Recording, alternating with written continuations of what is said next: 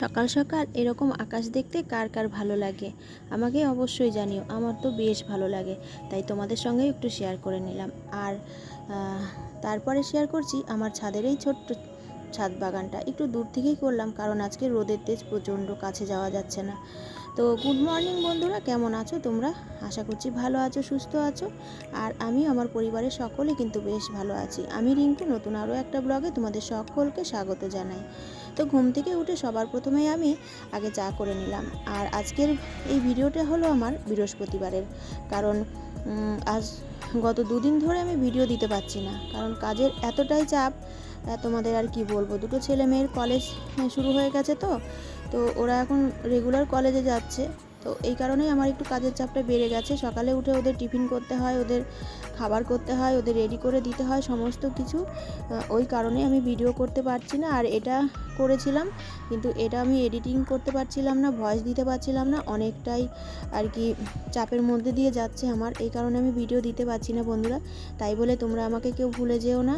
আর আমি তোমাদের প্রত্যেকের ভিডিও দেখব আর প্রত্যেকের ভিডিও দেখি। তো যাই হোক, দেখো বৃহস্পতিবার তো তার মধ্যে আবার একটু চাপও আছে, বৃহস্পতিবারের পুজো। তো ছেলে মেয়েদের কলেজে পাঠিয়ে দিয়ে তারপরে এই যে এইসব কাজগুলো সব করছি এখন টুকটুক করে। তো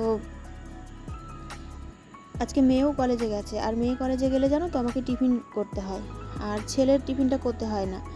তো তারপরে দেখো ঘর দুয়ার সব ঝাড়ঝুড় দিয়ে নিলাম, নিয়ে সামনে উঠোনটাও ঝাড় দিয়ে নিয়েছি। তো ছোট ছোট কিছু কিছু কাজ তোমাদের সঙ্গে শেয়ার করছি, সম্পূর্ণ কাজটা শেয়ার করতে পারছি না। তো তারপরে দেখো এই যে জামা কাপড়গুলো কিছু ছিল দুই একটা, তো এগুলো ভাঁজ করে এখন জায়গা মতন রেখে দেবো। তো সাথে একটা শাড়িও আছে, শাড়িটাও ধুয়ে দিয়েছিলাম, তো শাড়িটাও ভাঁজ করা হয়নি। তো শাড়িটাও এখন ভাঁজ করে নেব, ভাঁজ করে আলমারিতে রেখে দেবো। নইলে কি বলো তো, একবার এদিক থেকে ওদিক এরকম হতেই থাকে। তো আমার জিনিস আমাকেই তো গুছিয়ে গাছিয়ে রাখতে হবে, তাই না? তো ওই জন্যে আর কি দেখলাম যে এদিক ওদিক ফেলে না রেখে গুছিয়ে জায়গা মতন রেখে দিই, দেখতেও ভালো লাগবে, জিনিসটাও ভালো থাকবে, আর অতটাও বাজে লাগবে না। তার মধ্যে গুছিয়ে সব জায়গা মতো রেখে এলাম, জামা মানে শাড়িটা আর আমার ওই ড্রেস চুড়িদারটা। তারপরে বিছনাটা হালকাভাবে একটু ঝেড়ে নিচ্ছি। আর এখন ঘুম থেকে ওঠার সময় না আমি বিছনাটা ভালো করে গুছিয়েই নিই। তো তাহলে কি বলো তো, মানে এই কাজটার থেকে আর কি মানে একটু ইয়ে হয়ে যায়। তো তারপরে দেখো কিছু বাসন ছিল ছেলে মেয়ে যাওয়ার পরে, চায়ের বাসন থেকে থালা বাসন থেকে যাবতীয় যা যা কিছু ছিল, তো সেইগুলোই আমি এখন ধুয়ে বাস্কেটের মধ্যে উপর দিয়ে রাখছি জল ঝরানোর জন্যে। আর তারপরে দেখো সমস্ত কাজ কমপ্লিট করে আমি বসে পড়েছি পান্তা নিয়ে। তো পান্তা ভাত, কাঁচা লঙ্কা আর পেঁয়াজ, সাথে একটা ডিম ভেজে নিয়েছি। কার কার ভালো লাগে বলো তো পান্তা ভাতের সঙ্গে এরকম ডিমের অমলেট? আমার তো বেশ ভালো লাগে। তো সকালের খাওয়া দাওয়া কমপ্লিট করে নিলাম, নিয়ে এবার রান্না করব চিকেনটা ভালো করে ধুয়ে জল ঝরানোর জন্য রেখে দিয়েছিলাম। আর এদিকে মশলাটাও করে নিয়েছি, মানে কেটে নিয়েছি। তো মশলা এখনও করা হয়নি, তো এবার আমি মশলাটা করে নেব। আর আজকে আমি শুধু চিকেন আর ভাত, আর কিচ্ছু করব না, কারণ আজকে প্রচণ্ড দেরি হয়ে গেছে আমার।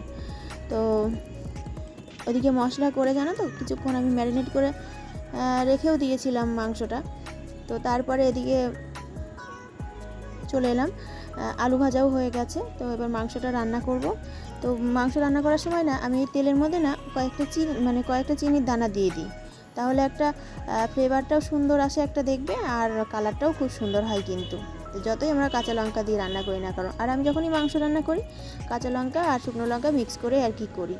তো যাই হোক, এই দেখো মাংসটা আমার সুন্দরভাবে কষানো হয়ে গেছে, আর মাংস থেকে তেল ছেড়ে এসছে।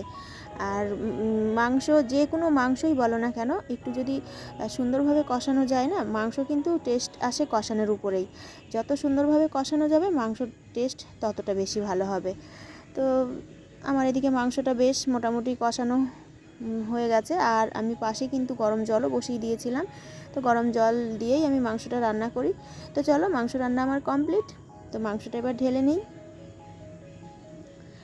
আর তোমরা দেখে একটু জানিও আমার মানে লাল লাল চিকেনের ঝোল দেখতে কেমন হয়েছে, তোমরা অবশ্যই আমাকে জানাবে।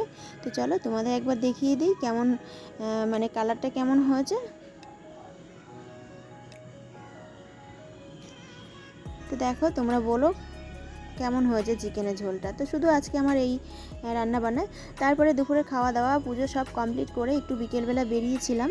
আমার অনেক কিছু আর কি প্রয়োজনীয় জিনিস আনার ছিল, তো যাওয়াটা শেয়ার করতে পারিনি কারণ ছেলে অনেক লেট করে বাড়ি ঢুকলো, তো মানে কলেজ থেকে, তো একটু দেরি হয়ে গেল, তো সেটা আর তোমাদের যাওয়া শেয়ার করতে পারি।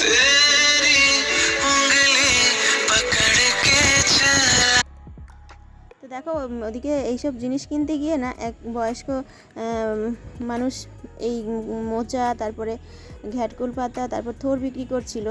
তো ওনাকে দেখে না আমার মানে যখনই যাই ওনাকে দেখে ভীষণ কষ্ট হয়। তো আমি এমনি দিলে তো উনি নেবে না, তাই আমি মোচা আর ওই ঘ্যাটকুল পাতা নিয়ে এসেছিলাম, জানো তো।